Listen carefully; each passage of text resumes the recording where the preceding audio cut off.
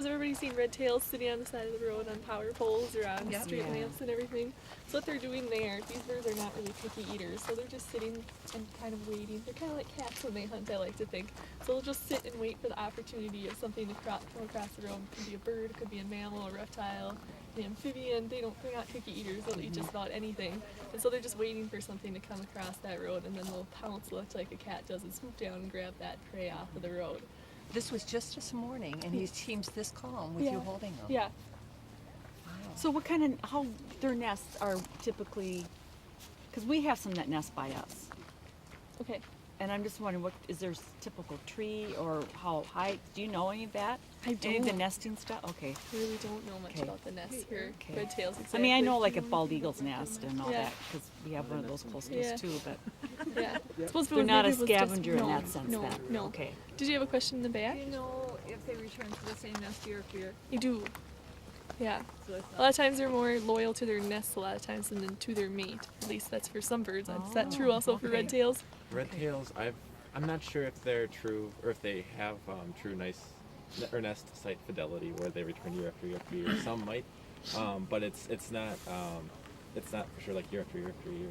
But there are cases of Yeah. them returning. Yeah. Okay. And so now he's all on his own and he's not very old. Yeah. Oh, Exactly. wow. Yeah. Maybe 4 months old, 5 months old. Take some pictures of you and send you a whole information packet in the mail about your bird. And then if this bird is ever caught or captured somewhere else again or found somewhere again, you'll get information about where and when that was done. We are a private nonprofit, so this makes up a great deal of the money that we need for our research and education to continue on. So if anybody's interested, it is a $50 donation to do this, but it's a very unique opportunity. That is beautiful. Wow. Actually, going to release right here. So Okay. that's great. Whoops. Hold Okay. tight. Okay.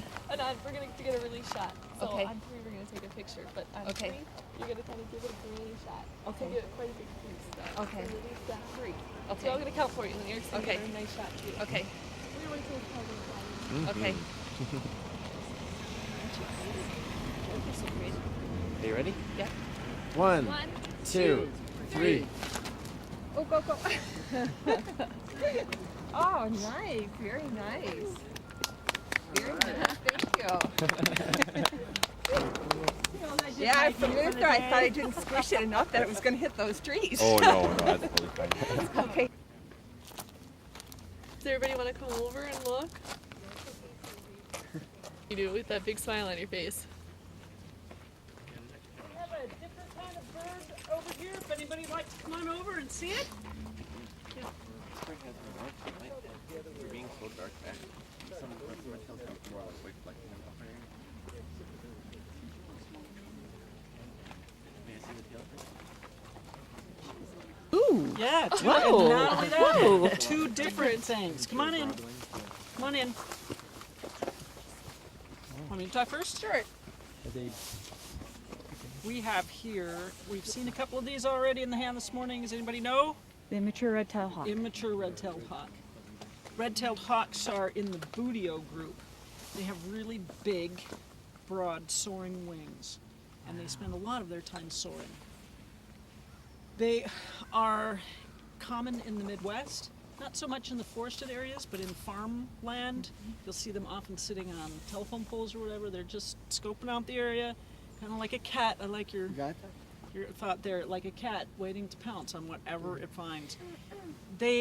When they're flying, I like to point this out because they are fairly common in the Midwest.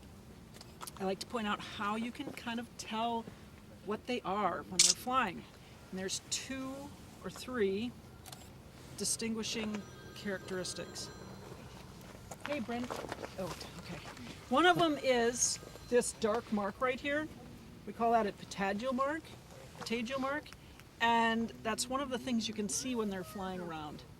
The other thing is this right here. We call that a wrist comma. So when you're seeing them, say over a cornfield or whatever, and you look up, you might catch that dark patagial mark and the wrist comma. Another way you can tell what they are sometimes, because red tails have a lot of, they're very diverse in coloration, and so you can't always use this one. Often though, they are white right underneath their head, So like this is all white, and then they've got what we call a belly band. And so if they're flying around, you can see the belly band, the pterygium mark, and the wrist comma, you know you've got a red tail. You can't always tell by their tail, because this one does not have a red tail. They don't get their red tail until they hit about 2. And even if they do have a red tail, even if they are an adult, if they're flying around and you're looking at the bottom of them, you can't always see that really nice red. You can see the real red. So even if you don't see the red tail, those other markings can help you know that it's a red tail. Okay. Okay, now we're going to talk about this guy. A little different. This is from a completely different family of birds. This is part of the accipiter group. This is the northern goshawk, so the largest of the accipiters that we get here. I can show you its wing. You saw how the wing on that one was quite broad. So in comparison, you can see this one's pretty short and rounded in comparison to its body. You can see in comparison to that tail, if you could actually almost draw a straight line from the tip of the wing to the tip of the tail, so you can see how short that wing is and how long and skinny that tail is. This one will actually, it'll feed mainly upon, oh no, don't start. So, it'll feed mainly upon a rough grouse, but also snowshoe hare. And these ones actually, their population kind of go along with that boom and bust cycle of that snowshoe hare. And I think we're almost close to a peak within the population of these, as well as with the snowshoe hare then, because it does directly relate with those. Like I said, these are the woodland hawks, and so with that really long tail that they have, that's really helpful for them when they're chasing after their prey within the woods, because they can use that as a rudder to change direction really quickly, and also almost as a third wing, so that they can flap to change direction when they're going through shrubs and through trees. And so we're actually world renowned for the amount of goshawks we get coming through here. So people a lot of times come all over the country just to see these goshawks. It's a really rare bird to see. Some hawk places are lucky to see maybe a dozen of them in a year, and we get hundreds of them coming past here, and we're lucky enough to have them in the hand here, so it's really a nice treat. And this is a juvenile. This is its first year migrating. It was just born a couple months ago, and the easiest way to tell that is by its features, its brown color on the back, as well as that vertical striping on its front, and that yellow eye color. As this bird gets older, that brown on the back is going to turn a slate gray color, and that barring on the front is going to become more horizontal and more filled in, and those eyes, next year they'll be kind of a pumpkin-y orange color, and the year after that they're going to be kind of a maroon red color, almost the color of that jacket right there. So it's a very easy way to be able to age these accipiters, is by just that eye color alone. He as a mature. This is full grown. That is a full grown Yes. one. Yeah. Does he talk a lot? They're highly aggressive birds usually. Some of them are up here and we have to put them back. And it's gonna start now. We have to put them back. See, there you go. So we just put them back in here though. They're visually stimulated, so try and calm them down. Maybe it'll calm down. So she mentioned that the eye color changes from yellow to orange to red as goshawks get older. That is not true for bootios. It's true for all the accipiters, but not for bootios or any of the other raptors. These will go from this light, turn that way. Green? Yeah, kind of a light green to kind of a brown. It won't be chocolate brown, but it'll be brown. Is that an immature too? This is also an immature. So both of these birds were hatched out this year, and they're making this migration first time ever, all by themselves, and they know what they're doing. Don't do that. Each bird has an individual number, a number that no other bird is going to have.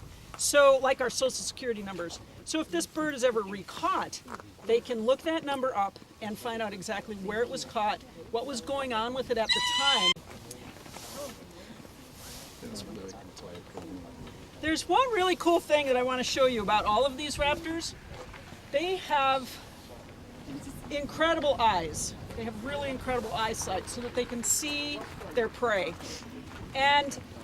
But they can't move their eyes in their sockets. They're just set in their sockets. We can go up and down and around. They can't do that. So instead, they have an adaptation that allows them to move their bodies. And so they will get their eyes kind of locked on their prey. They don't have to take their eyes off their prey when they maneuver their flying. They can just move their bodies. The way that works is they've got extra vertebrae in their neck, more than we do. We have 7 vertebrae, they have 14. And it makes them really maneuverable. Can we get that one to turn his head around? Kind of like this. He's around. They can't go all the way around, and you know, I thought as a kid, I thought owls could go all the way around. They can't either. It's a 270, 3/4 of the way thing. But they can go back, and they can. These aren't being. Sometimes the bird. Sometimes it's really dramatic, and they'll follow our hands when they're young, because the band will never get too small. Is there anybody on the Nope. list? We're both available. They're if both anybody's available. interested. So is anybody interested in this incredible opportunity? You won't be here tomorrow or next day. Why don't you do it? Or next week. I'll do the red hot. Would you like to do the red tail? Oh, cool. Come on over. Advisor. I see. I see them. Yeah, just real ridges. Yeah, They yeah. spend a lot of time soaring, and so they.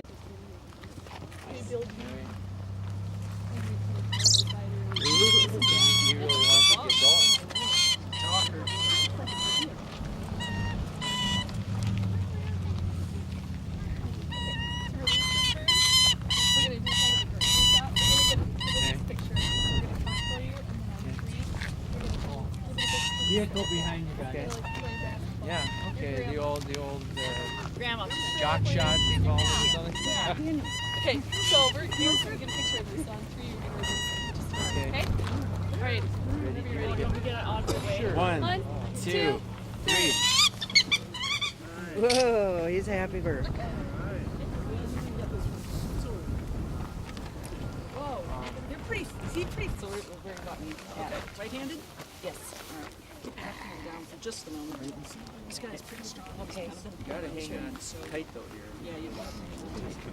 Okay, and then bring your other hand out. Yeah, it's amazing when you feel that. They do jerk. They jerk their wings. Husband and wife. Yes. Yes. Yep. On the count of 3. Okay. And give them a big Okay. shot. It matters to get them up more than out. Okay. Up more than out. Up more than out. I would Okay. say I could do that pretty well when I was young. You know I could too. All right, we're all going Are to y'all count ready? together. We're going to count to 3 and send this bird off. 1, 2, 3. I think I got its tail. Oh, he's coming back. Oh, he liked it He likes you. Always Likes go you, after that darling. owl. Look at it. Oh, yeah. They often go after the owls because owls will eat nestlings out of other birds' nests. So they're used to